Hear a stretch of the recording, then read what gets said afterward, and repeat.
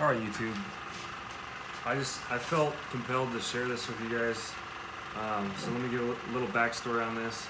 So I bought this 1980 Chevy C10 pickup truck, and it was purchased from an old man in Alabama that was a farmer. So this is a farm truck for roughly 20 years.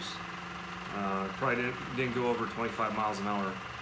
So a guy bought it from him. He decided that it was too much work. He didn't want to fix it up.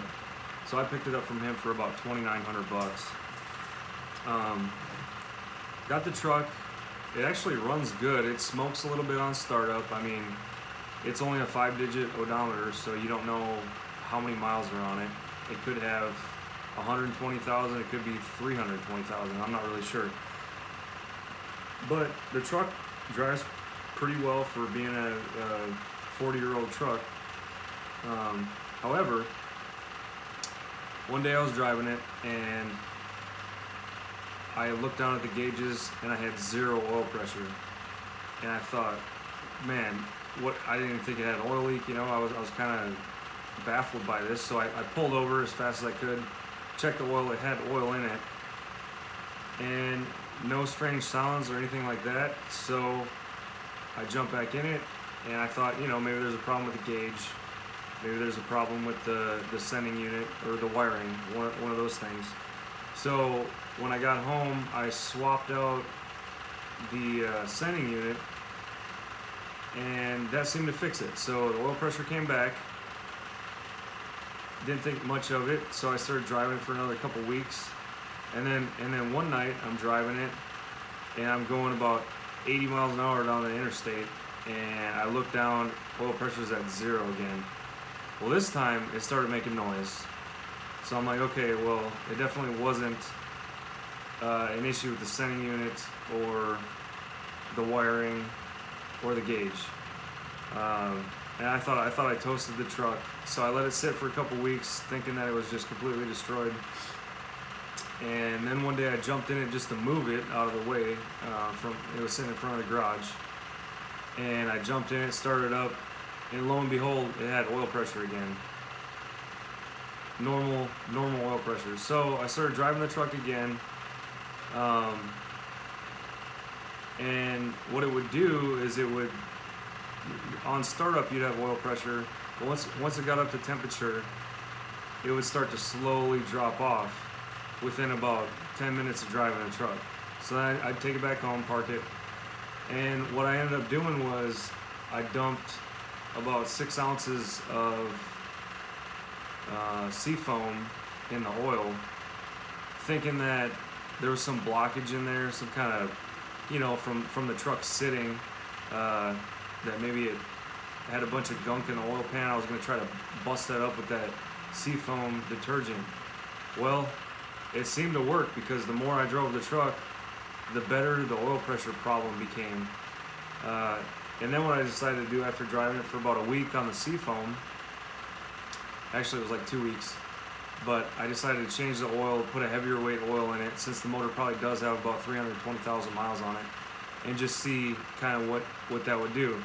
So this was interesting. I just drained the oil on it. It looked absolutely disgusting.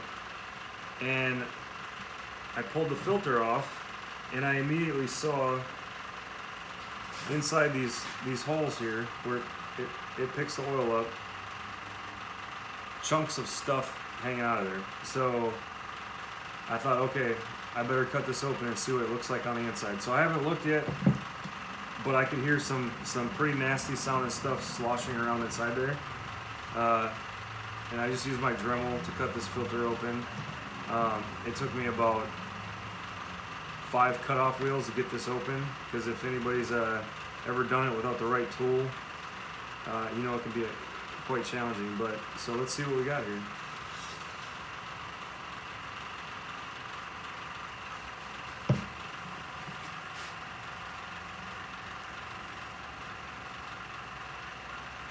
I got just chunks of what feels like carbon, just carbon deposits but this whole filter is just caked with it.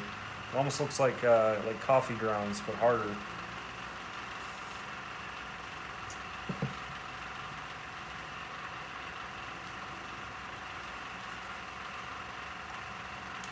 Oh yeah.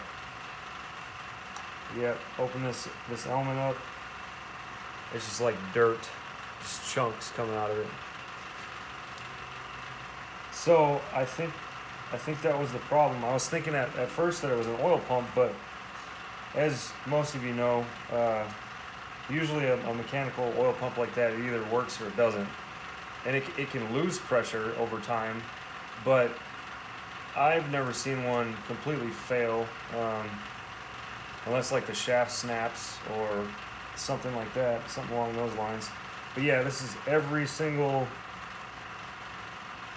part of this filter here is just caked with carbon deposits, and I believe that was probably from the motor sitting on that field all those years and just very slow driving, low RPMs. And I believe what happened was when I got a hold of it, you know, it's got the good old turbo 350 in it, and I'd get that thing cranking down the interstate about 80 miles an hour, and it doesn't have a tach. I don't know what it was at, probably around, I would say 4,000 RPMs or better. And this is what you get. Everything gets hot and it starts to loosen up, and basically all these particles kind of overloaded this filter here. And I believe what was happening was it was actually plugging it up to the point where I was losing, or the pump was cavitating, where it was like losing oil to push through the system. So hopefully I'm going to change the oil and new filter, and hopefully that'll do it. So thanks for watching.